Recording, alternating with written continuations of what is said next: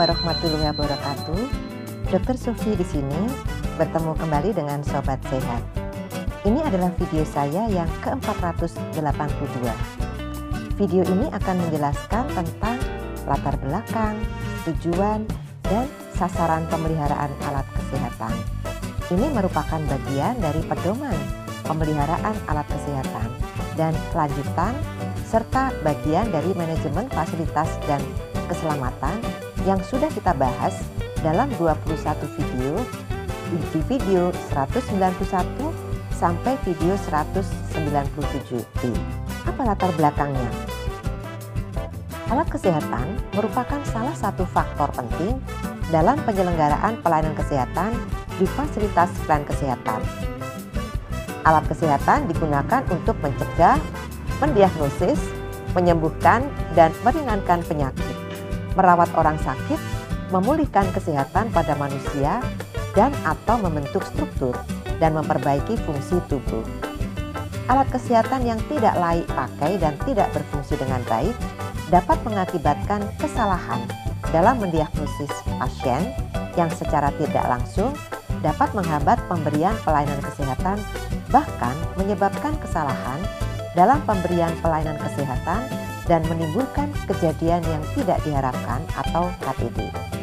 Berdasarkan hal tersebut, guna mencapai kondisi maupun fungsi optimal alat kesehatan agar dapat mendukung pelayanan kesehatan yang baik, maka perlu adanya pemeliharaan alat kesehatan yang berkesinambungan untuk menjaga alat kesehatan dapat digunakan dengan aman, bermutu, layak pakai, dan memperpanjang masa penggunaan alat kesehatan.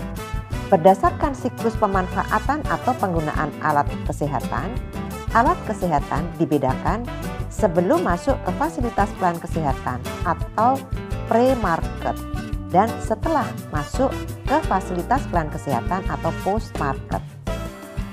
Pengelolaan alat kesehatan di fasilitas pelayanan kesehatan atau post-market diawali sejak perencanaan, didahului dengan penilaian teknologi dan evaluasi alat kesehatan yang ada, pengadaan, penerimaan, pengoperasian, pemeliharaan, dan penghapusan, termasuk di dalamnya proses inventarisasi, dekontaminasi, surveillance, dan vigilance, serta recall.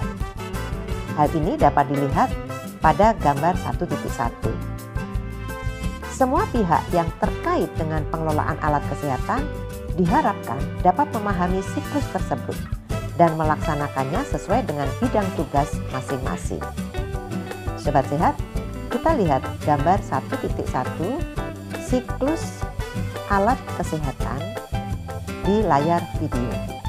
Kementerian Kesehatan berperan baik pada tahap pre-market atau antara lain izin produksi, izin edar, izin distribusi alat kesehatan, maupun post-market berupa pengelolaan alat kesehatan di fasilitas pelayanan kesehatan.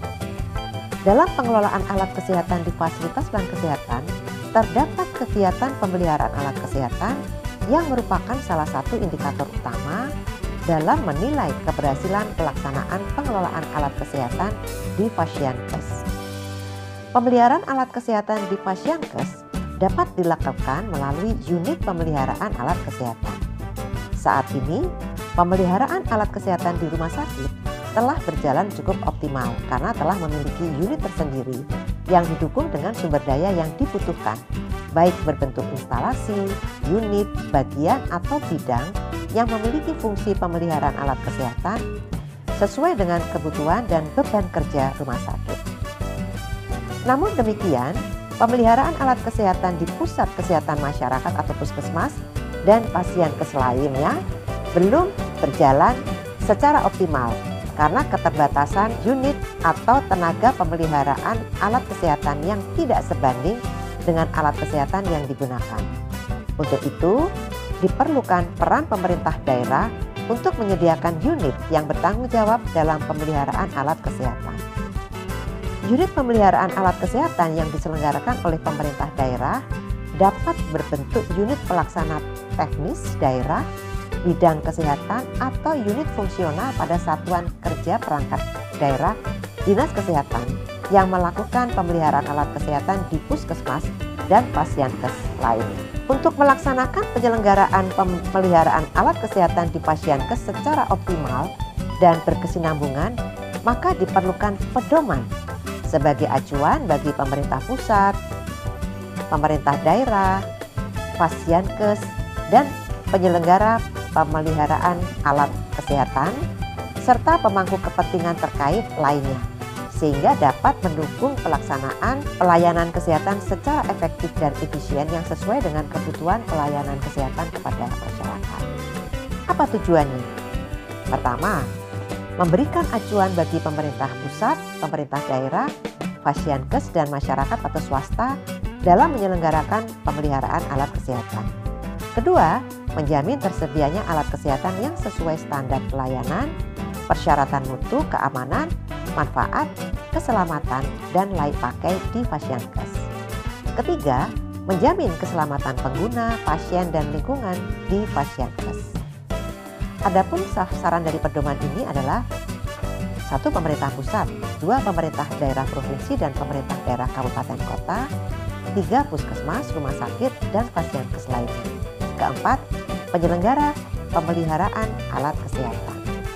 Demikianlah Sobat Sehat, di video 482 ini kita telah membahas latar belakang, tujuan, dan sasaran pedoman pemeliharaan alat kesehatan. Kita akan bertemu di video 483 untuk membahas penyelenggaraan pemeliharaan alat kesehatan di pedoman penyelenggaraan pemeliharaan alkes. Sampai di sini dulu ya. Saya tetap mengundang masukan dari Sobat Sehat. Silakan sampaikan di kolom komentar. Semoga selalu sehat. Wassalamualaikum warahmatullahi wabarakatuh.